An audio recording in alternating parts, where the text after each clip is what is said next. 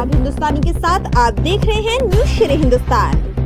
Aligarh 7 October 2025 science and sums classes द्वारा सोमवार को रामघाट रोड स्थित एक होटल में ऑनलाइन शिक्षा हेतु एसएस ऐप का शुभारंभ हुआ एवं युवाओं को ऑनलाइन शिक्षा की महत्ता विषय पर सेमिनार का आयोजन किया गया। सेमिनार एवं एसएस ऐप का शुभारंभ मुख्य अतिथि महापौर प्रशांत सिंघल एवं विशिष्ट अतिथि एसीएमओ डॉक्टर दिनेश खत्री द्वारा किया गया। इस मौके पर एसएस क्लासेस की डायरेक्टर शिप्रा माथुर ने सरकार की मिशन शक्ति योजना 5.0 के तहत अपने योगदान हेतु छात्राओं के लिए घोषणा की।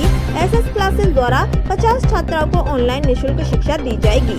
इस मौके पर मुख्य अतिथि प्रशांत सिंघल ने सेमिनार को संबोधित करते हुए कहा कि प्रधानमंत्री नरेंद्र मोदी के विकसित भारत विजन के तहत एसएस क्लासेस का आज शुभारंभ हुआ है। आज की जनरेशन को एसएस क्लासेस के माध्यम से न सिर्फ नई सोर्स ऑफ एजुकेशन दी जाएगी बल्कि क्लास के माध्यम से संस्कार भी मिलेंगे। उन्होंने छात्र और छात्राओं से अपील की कि युवा पीढ़ी न सिर्फ अपने देश के लिए समर्पित हो बल्कि अपनी ग्रोथ के लिए समर्पित हो और अपने संस्कारों को साथ लेकर चले।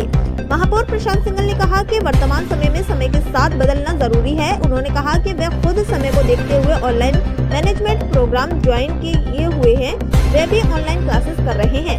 महापौर ने कहा कि छात्रों के लिए आज के समय में एजुकेशन सबसे महत्वपूर्ण है और यही उनका आने वाला भविष्य तय करती है। छात्रों को ऑनलाइन के माध्यम से आगे बढ़ने का एक अच्छा अवसर मिलता है। विशिष्ट अतिथि एसीएमओ डॉक्टर दिनेश खत्री ने कहा कि वर्तमान समय में बेटियों के लिए ये धारणा बन गई है, बेटियां बोझ होती हैं, जबकि ऐसा नहीं है।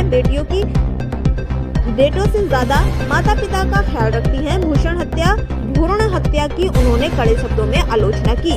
डॉक्टर दिनेश खत्री ने कहा कि आज के समय में एजुकेशन में बेटियों की सुरक्षा की भावना होना और नवजात बच्चों के ख्याल रखना जैसे विषयों को भी शामिल करना चाहिए। एसएस क्लासेस द्वारा ऑनलाइन ऐप की शुरुआत किए जाना छात्रों के भविष्य को बेहतर बनाने की शुरुआत है।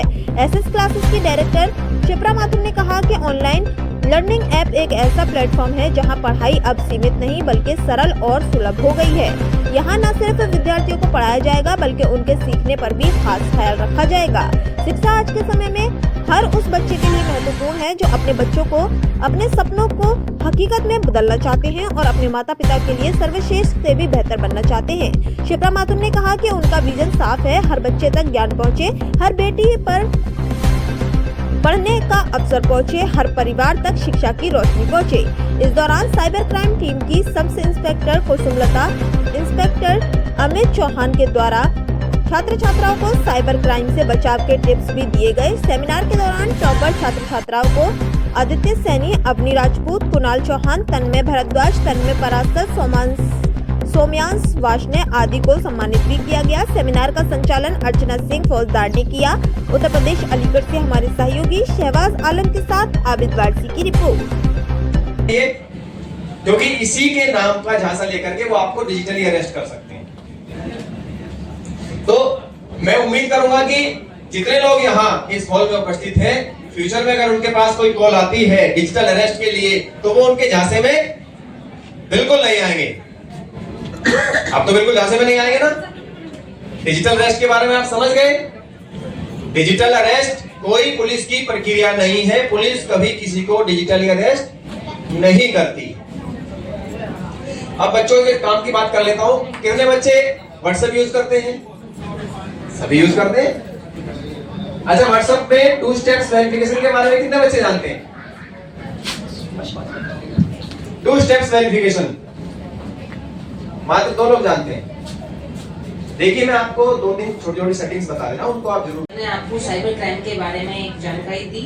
इसी क्रम में मैं आपको सोशल मीडिया से संबंधित जो साइबर क्राइम हो रहे हैं उनकी जानकारी दूंगी। वैसे तो उसका क्षेत्र बहुत विस्तृत है लेकिन समय का अभाव है तो हम शॉर्ट में बात करेंगे कि साइबर क्राइम क्या है, क्यों होता है और बचने के उपाय क्या हैं। साइबर क्राइम आप सब जानते हैं कि जो हमारे लैपटॉप, कंप्यूटर, डिवाइस आदि इंटरनेट के माध्यम से हम जो इलीगल एक्टिविटी करते हैं, जिसमें कि सोशल मीडिया पर किसी की फेक प्रोफाइल, फेक आईडी बना लेना, किसी के अकाउंट, किसी की प्रोफाइल को हैक कर लेना, किसी के डिवाइस को हैक कर लेना, पासवर्ड चोरी कर लेना।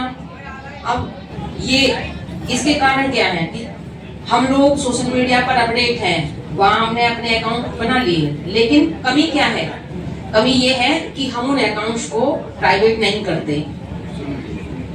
उन पर हम टू स्टेप वेरिफिकेशन नहीं करते। हम अकाउंट को पब्लिक रखते हैं, जिससे बहुत सारे लोग हमसे जुड़ जाते हैं। और हम अपने फॉलोअर बढ़ाने की चाह में जितने भी फ्रेंड रिक्वेस्ट आती है सबको एक्सेप्ट करते हैं और लोगों को भी हम रिक्वेस्ट भेजते हैं। हमने रिक्वेस्ट किसी की एक्सेप्ट की, यदि वो मिलने वाला है तो हम उसको आइडेंटिफाई कर सकते हैं। यदि वो अननोन है तो हमें नहीं मालूम कि वो कौन है, और जरूरी नहीं कि वो वेल विशर हो, कोई क्रिमिनल भी हो सकता है, आपको टारगेट भी कर रहा हो सकता है। हमें अपने कोई भी अकाउंट, आप सोशल मीडिया, स्नैपचैट, कहीं भी आप अपडेट हैं तो अपने अकाउंट को प्राइवेट रखिए। अपना व्यक्तिगत डेटा कहीं भी सोशल मीडिया पर पोस्ट मत करें, क्योंकि वहाँ हमारा डेटा यदि पोस्ट हो जाता है तो वो दूसरों के पास पहुंच जाता है, लोग कॉपी करके रख लेते हैं, उसका मिसयूज कर सकते हैं। अपने फोटोज, अपना कोई भी एकेडमिक डॉक्यूमेंट्स वहाँ पोस्ट ना करें। इसके अलावा अननोन लोगों की फ्रेंड रिक्वेस्ट एक्सेप्ट ना करें। किसी भी अट्रैक्टिव एड, यानी जो विज्ञापन आते हैं, चाहे वो खरीदारी के लिए हो, फ्रेंडशिप के लिए हो, किसी भी मूवी के लिए हो, हमें उनको क्लिक नहीं करना चाहिए। अगर हम ऐसे लिंक्स को क्लिक करते हैं तो हमारे डिवाइस पे एक्सेस जा सकता है। किसी भी व्यक्ति के द्वारा भेजी गई कोई पिक क्लिक करने से बचें। किसी भी मोबाइल पर, व्हाट्सएप पर जो एपीके फाइल्स में जो भी कोई आपको मैसेज मिल रहा है, हमें उसको एक्सेप्ट नहीं करना है। वो एपीके एक फाइल है जो वाहन चालान, शादी के कार्ड, इन्विटेशन कार्ड आदि के उसमें फॉर्मेट में भेजे जा रहे हैं, तो वो एक मेलवेयर हो सकता है, जिसको क्लिक करते ही आपका जो फोन है, आपका डिवाइस है, उसका पूरा डेटा जा सकता है। अब जो कुछ ऐसे लोग हैं जो महिलाओं के नाम से, मोस्टली महिलाओं के साथ ये अपराध होता है, महिलाओं के नाम से फेक प्रोफाइल्स बना ली, इंस्टाग्राम, फेसबुक, स्नैपचैट पर यही ज्यादा होता है कि उनके नाम से आईडी बना दी और उन पर गंदे पोस्ट किए या ऐसी लैंग्वेज का इस्तेमाल किया जो समाज में अच्छी नहीं है, अभद्र है, वहाँ उनकी बदनामी होती है। हमें अपने उनकी फोटोज पोस्ट कर दी, उनकी डीपी लगा दी। हमें कोशिश करनी चाहिए कि अपनी फोटोज हम कहीं भी पोस्ट ना करें और अपनी डीपी भी ना लगाएं। लोग कॉपी करके उसका मिसयूज करते हैं। हमें ये देखना है कि अगर हमारी कोई आईडी हमने पब्लिक कर रखी तो उसको प्राइवेट करिए। अननोन लोगों की रिक्वेस्ट स्वीकार मत करिए। किसी के भी कहने पर आप अननोन वीडियो कॉल को स्वीकार मत करिए। अपना कोई डेटा मत दीजिए। अपने जो आपके जो सर्किल में फ्रेंड रिक्वेस्ट वगैरह है, ये देखिए आपको फॉलो कौन कर रहा है, कौन ज्यादा आपके ऑनलाइन फॉलो कर रहा है। अगर वो कर रहा है तो वो कोई अपराधी भी हो सकता है, हमें उससे बचना चाहिए। जब यदि हम कहीं ऐसी जगह जहाँ हमें कोई बहुत ज्यादा फॉलो कर रहा है या हमें लगता है कि हम यहाँ किसी दुर्घटना के शिकार हो सकते हैं, तो हमें उस प्लेटफॉर्म को छोड़ देना चाहिए। किसी भी व्यक्ति की पोस्ट को ज्यादा लाइक नहीं करना चाहिए। और यहाँ पर महिलाएं भी हैं, बच्चे भी हैं, हमें ये ध्यान रखना कि जगह जाते समय, कोई पब्लिक प्लेस है, कोई वेन्यू है, कहीं हम किसी रिसोर्ट में हैं, कहीं भी है, कि वहाँ रूम में, वॉशरूम में कहीं हिडन डिवाइस तो नहीं लगे हुए जो हमारी एक्टिविटी को कैप्च कर रहे हो। अगर ऐसी कहीं कोई चीज है तो उससे बचिए, उसका ध्यान रखिए। इस चीज को जानने के लिए कोई हिडन डिवाइस तो नहीं है, हमें कमरे में अंधेरा कर देना चाहिए, वहाँ हमें वो चीज शो हो जाती है ग्रीन या लाइट, रेड लाइट में। तो ये बहुत सारी चीजें हैं जो हम, छोटी छोटी चीजें हैं जो हमें बचा सकती हैं साइबर क्राइम से, विक्टिम बनने से। हमें बस जागरूक होने की जरूरत है। जागरूकता ही साइबर अवेयरनेस है। इसके अलावा तो हम घटना के शिकार हो जाते हैं, हमें कोई भी फिर बचा नहीं सकता। डिस्पोजल हो सकता है बाद में, लेकिन